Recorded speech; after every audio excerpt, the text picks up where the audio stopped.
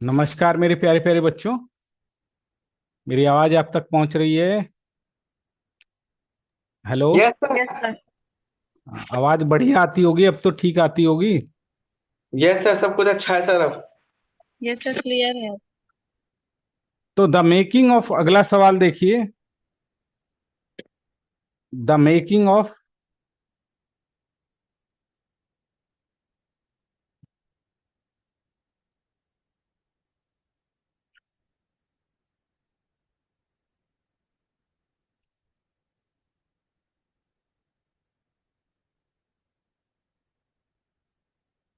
Of Indian constitution is describe an attempt of social revolution.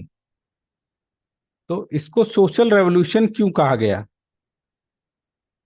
ये बताना है। तो भाई, भारतीय संविधान का निर्माण एक सामाजिक क्रांति थी, यानी समाज में पूरी तरीके से परिवर्तन। क्रांति का मतलब क्या होता है? अमूल चमूल परिवर्तन। तो कैसे एक सामाजिक क्रांति थी, ये आपको बताना है। बड़ा आसान है इसको बताना। तो ये केवल एक राजनीतिक ढांचा नहीं बनाया था हमने, फ्रेमवर्क नहीं बनाया था, बट इसका लक्ष्य था पूरी सोसाइटी को ट्रांसफॉर्म करना। बेसिकली किसको ट्रांसफॉर्म करना? हमारी जो सोसाइटी थी, जो अनइक्वल सोसाइटी थी। तो सामाजिक क्रांति इसको क्यों कहा गया? क्रांति का मतलब होता है परिवर्तन करना। तो ये केवल एक राजनीतिक ढांचा नहीं बनाया था कि सरकार इस तरह से चलेगी, ये होगा, नहीं। ये भारतीय समाज में जो गहराई की खाई थी, क्या थी? भेदभाव था, वर्ण व्यवस्था थी।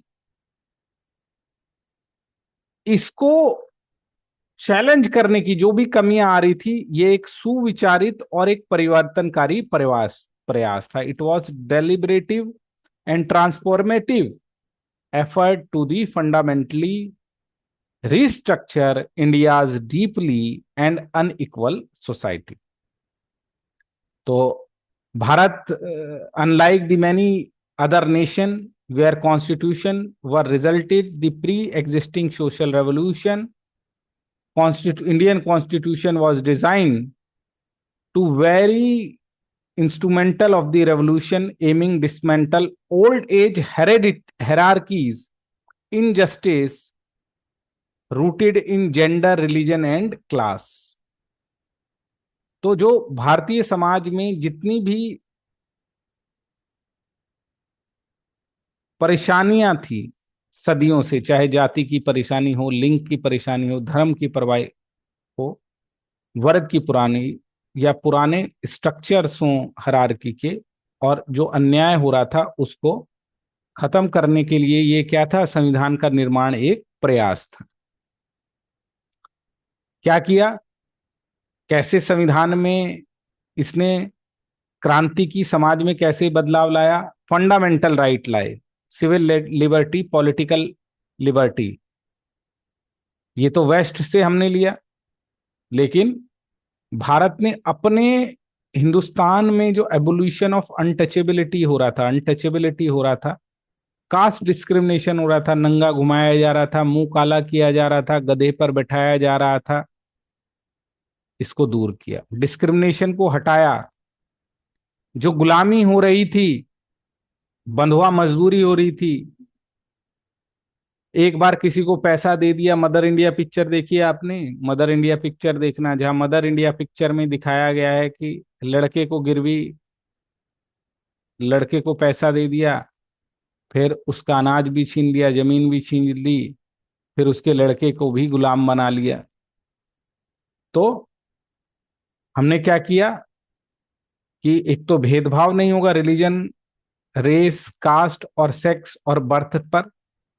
और फिर हमने क्या किया? ह्यूमन ट्रैफिकिंग, फोर्स लेबर और ओल्ड एज जो प्रैक्टिसेस थी, इनको हटाया। तो हमने मौलिक अधिकार दिया कि भाई सबको फंडामेंटल राइट्स है, कानून के समक्ष समानता सबको मिलेगी, सबको घूमने फिरने की आजादी मिलेगी, है ना?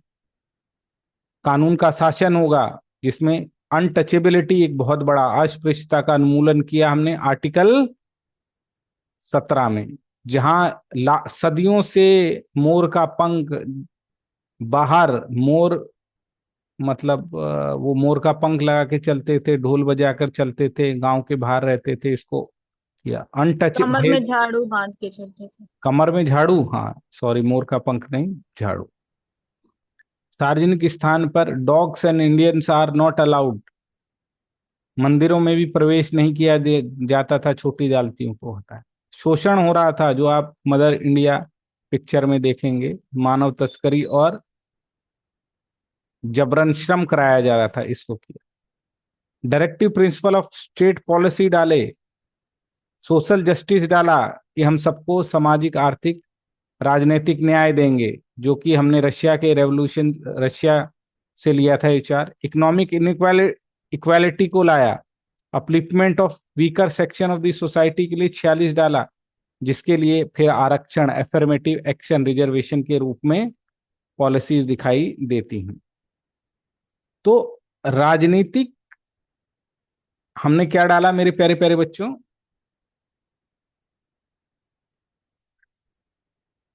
हमने कानूनी रूप से योग्य नहीं है यह विचार, लेकिन फिर भी कल्याणकारी रूप में डीपीएसपी डाला, असमानताओं को दूर करने के लिए। ये देखो, सामाजिक न्याय 38 में दिया, सामाजिक, आर्थिक, राजनीतिक न्याय, और आज भी दिया जा रहा है। कई जगह खनन की एक्टिविटी खत्म की गई हैं। टैक्स लगाया जाता है इकोनॉमिक इक्वालिटी को प्रमोट करने के लिए। आर्थिक समानता, ये देखो, महिला और पुरुष को कहीं पर भी समान वेतन नहीं मिलता था। महिलाओं को तो वेतन ही नहीं मिलता था, और प्राइवेट में तो आज भी कम वेतन दिया जाता है। क्या है मेरे प्यारे प्यारे बच्चों? Glass ceiling, class ceiling effect. है ना।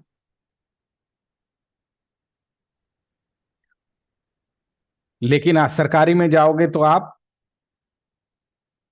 क्या कर सकते हो?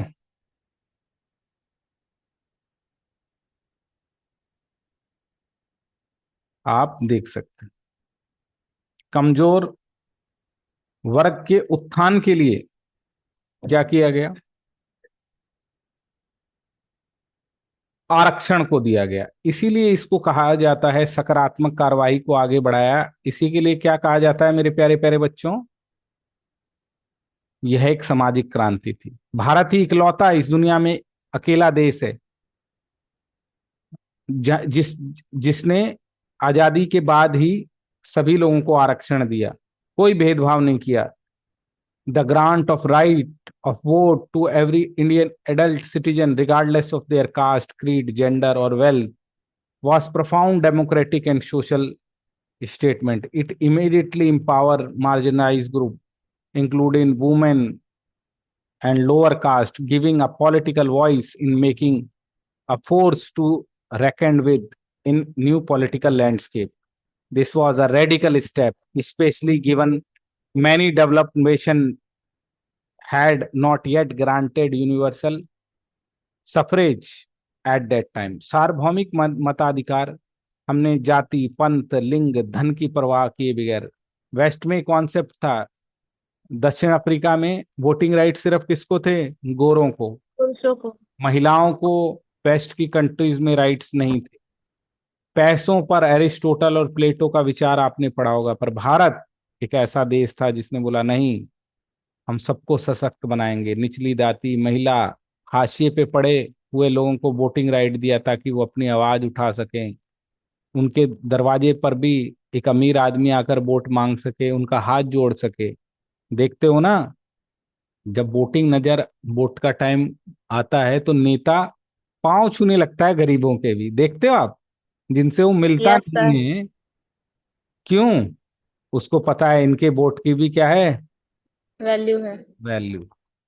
ऐसा कि सार्वभौमिक मताधिकार नहीं दिया था। तो ये हमारे अंबेडकर साहब और इनका विजन ही था कि हम सोशल डेमोक्रेसी लाएंगे समाज में। पॉलिटिकल डेमोक्रेसी तब तक एग्जिस्ट नहीं कर सकती जब तक सोशल रूप से लोग मजबूत नहीं होंगे, गरीबों का उत्थान नहीं होगा, लिंग भेद, जाति भेद नहीं मिटेगा, सभी लोगों को ट्रू अर्थों में कौन सी वैल्यू नहीं आएगी? इलेगलिटेरियन सोसाइटी नहीं होगी, इक्वालिटी, लिबर्टी, फ्रेटर्निटी नहीं आएगी।